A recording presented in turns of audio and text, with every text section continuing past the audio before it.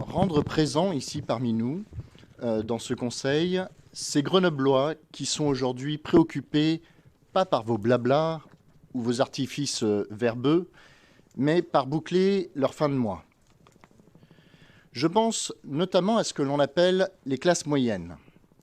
Ces personnes qui passent leurs années à travailler avec des petits salaires, qui se serrent la ceinture pour acheter leur logement, pour tenter de se garantir une retraite la plus paisible possible. Je ne parle pas de nantis, je parle d'ouvriers, je parle d'employés qui se privent pour rembourser des emprunts immobiliers. J'ai une pensée toute particulière pour les retraités qui, vous l'avez mentionné en début de ce conseil, ne bénéficient que d'une faible pension. Certains n'ont que 700 € par mois, soit 8 400 € de pension par an.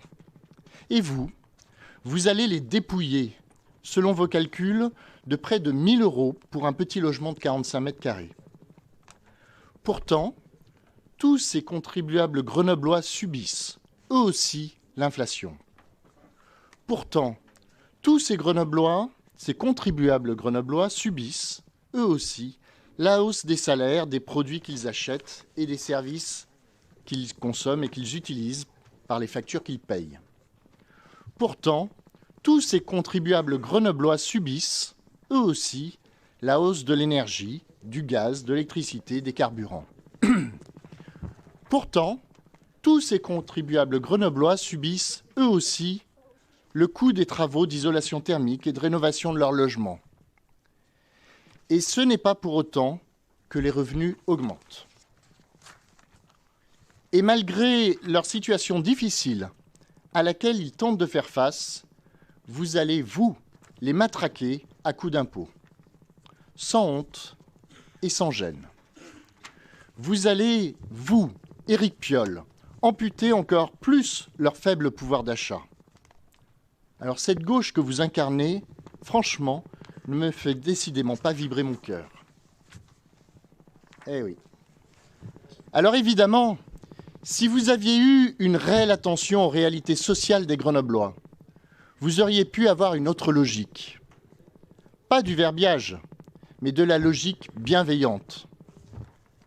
La bonne logique, pour soutenir les Grenoblois dans ce contexte économique difficile, aurait été de rechercher les économies possibles pour baisser les impôts, pour compenser la perte du pouvoir d'achat des Grenoblois.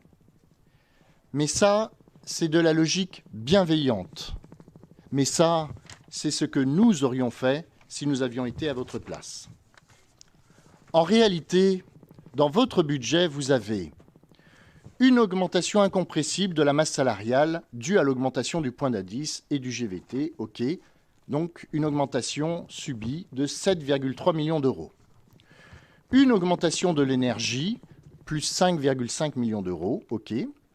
Des augmentations liées à l'inflation ou d'autres augmentations de charges incompressibles, telles que les provisions pour contentieux par exemple, plus 5,3 millions d'euros. Au total, la ville de Grenoble doit faire face effectivement à une hausse de plus 18,1 millions d'euros liée au contexte économique actuel.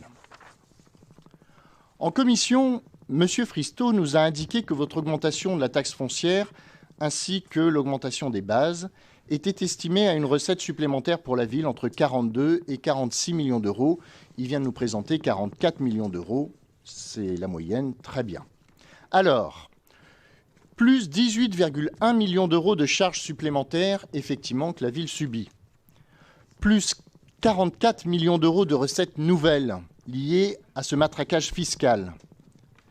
Ça laisse quand même 25,9 millions d'euros de marge. Alors, OK, même si on enlève la capacité d'autofinancement pour les investissements à hauteur de 12 millions d'euros, il reste près de 14 millions de bonus. 14 millions que vous prenez dans les poches des Grenoblois, pour certains très modestes, simplement pour assurer la fin de votre mandat. Vous voulez nous faire croire que vous voulez accélérer les transitions. Mais vous promettez une subvention aux bailleurs sociaux, au motif de soutenir la rénovation, et notamment l'isolation thermique des bâtiments dont ils sont propriétaires. En réalité, M. Fristo nous a avoué en commission qu'il s'agissait en fait de compenser par cette subvention l'augmentation prévue de la taxe foncière pour les bailleurs sociaux. Sauf que vous ne pouvez pas le libeller comme ça, puisque effectivement c'est interdit par la loi de subventionner une entité pour payer l'impôt. Vous n'accélérez en rien les transitions, vous ne faites que compenser par cette subvention l'augmentation de la taxe foncière que vous leur imposez. Champion.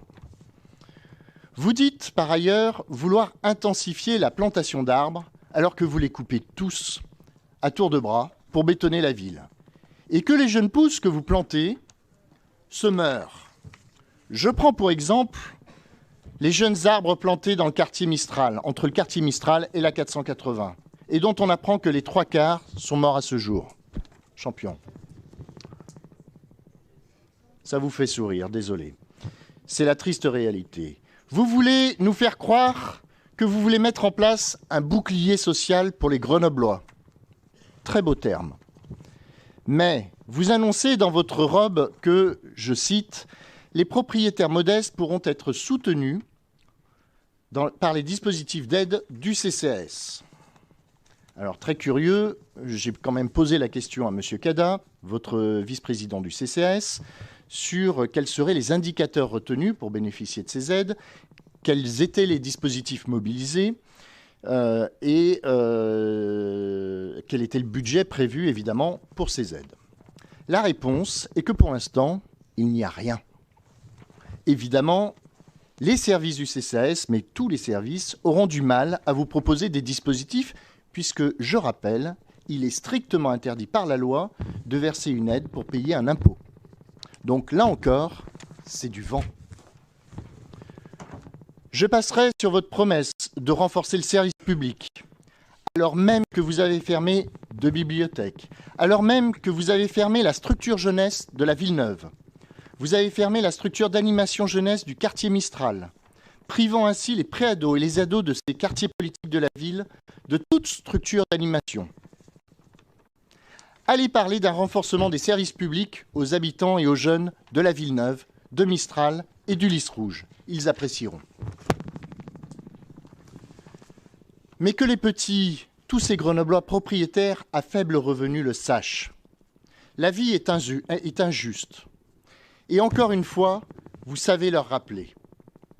Vous allez faire les poches des Grenoblois avec une augmentation subie de plus 32% de l'impôt. Alors que vous-même, Éric Piolle, y échapperez puisque vous n'êtes pas propriétaire à Grenoble. Il est tellement facile de faire payer les autres, de faire payer les plus pauvres, quand vous-même ne verserez pas un sou échappant à la taxe foncière à Grenoble. Que les Français et les Grenoblois le sachent, le maire de la ville la plus taxée de France ne payera aucune taxe foncière dans sa propre ville.